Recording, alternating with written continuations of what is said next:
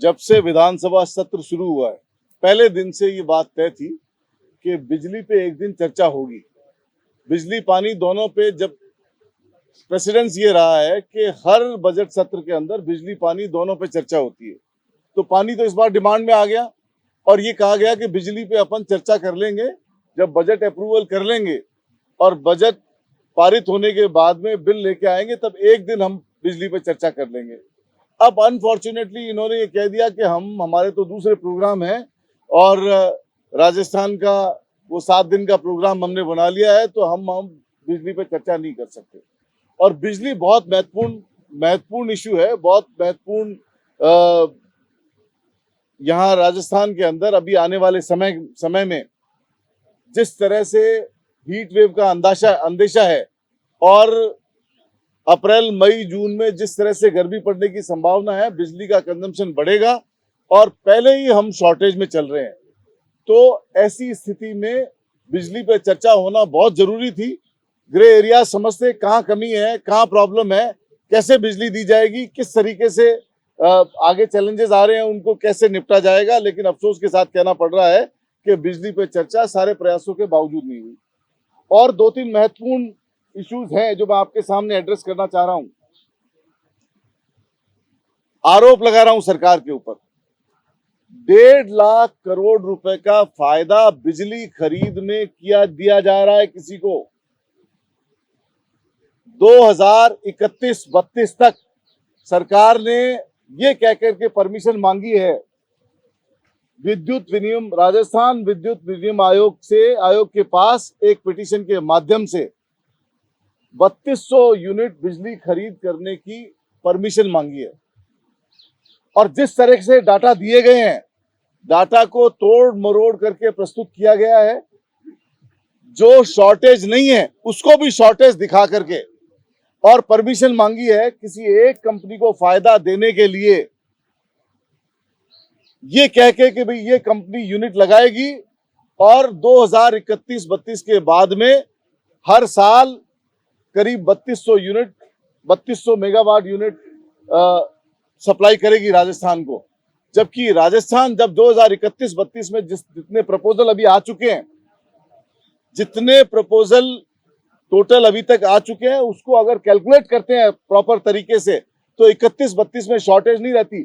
और अगर शॉर्टेज नहीं रहती तो बिजली नहीं भी देंगे तो राज्य की टोटल खपत में से करीब इनको 1.5 लाख करोड़ रुपए का अतिरिक्त भुगतान करना पड़ेगा। हर साल ये भुगतान उसमें डिवीजन करके किया जाएगा। 25 साल की बात की जा रही है। 31-32 में 3265 मेगावाट की शॉर्टेज दिखाई जा रही है, जबकि डिस्कॉम के दिए हुए आंकड़ों में 450 मेगावाट का डिफरेंस है।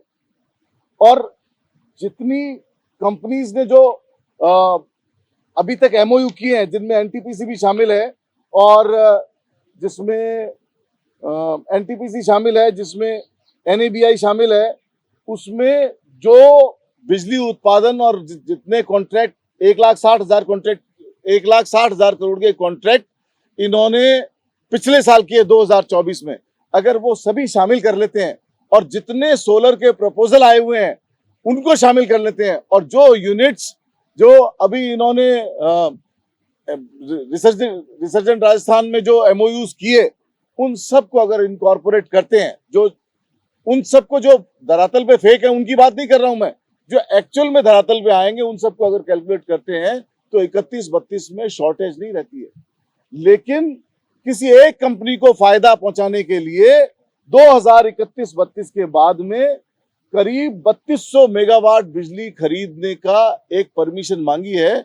अगर वो बिजली खरीदते हैं तो राजस्थान की जनता के ऊपर 1.5 लाख करोड़ रुपए का अतिरिक्त भार पड़ेगा राजस्थान की सरकार के ऊपर। तो मैं ये सवाल पूछना चाहता हूं मीडिया के माध्यम से कि ये किसको फायदा पहुंचाने के लिए ये परमिशन मांगी जा रही है?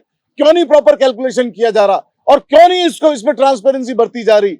जितने प्रपोजल आज तक हैं उनका प्रॉपर कैलकुलेशन कर करके शॉर्टेज अगर निकालेंगे तो पता लगेगा कि 31-32 के बाद राजस्थान में बिजली पूरी हो जाती है और शॉर्टेज नहीं रहती है।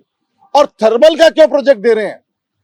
जब हम आज की समय में जब हम बहुत सारे एनर्जी के ऑप्शन हैं और थर्मल के प्रोजेक्ट एनवायरनमेंट के हिसाब से भी ठीक नहीं है, तो किसको फायदा पहुंचाने के लिए ये प्रोजेक्ट की परमिशन दी जा रही है, परमिशन मांगी जा रही है। तो मैं आपके माध्यम से कहना चाहता हूं कि इसमें फिर से विचार करें, कोई भी ऐसा काम नहीं करें जिसमें राजस्थान सरकार के ऊपर, राजस्थान की जनता के ऊपर बेवजह कोई आर्थिक भार पड़े।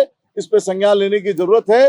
हमने कहा है कि जब भी, अभी फिर हम स्पीकर से मिले सुबह आज और उनसे बात की कि आप महीने 1.5 महीने के अंतराल से या 20-25 दिन के अंतराल से सत्र जब आप बाकी बिल के लिए बुलाओ तो सबसे पहली प्रायोरिटी ये हो कि बिजली पे चर्चा हो, ट्रांसपेरेंसी से चर्चा हो, सार्थक चर्चा हो।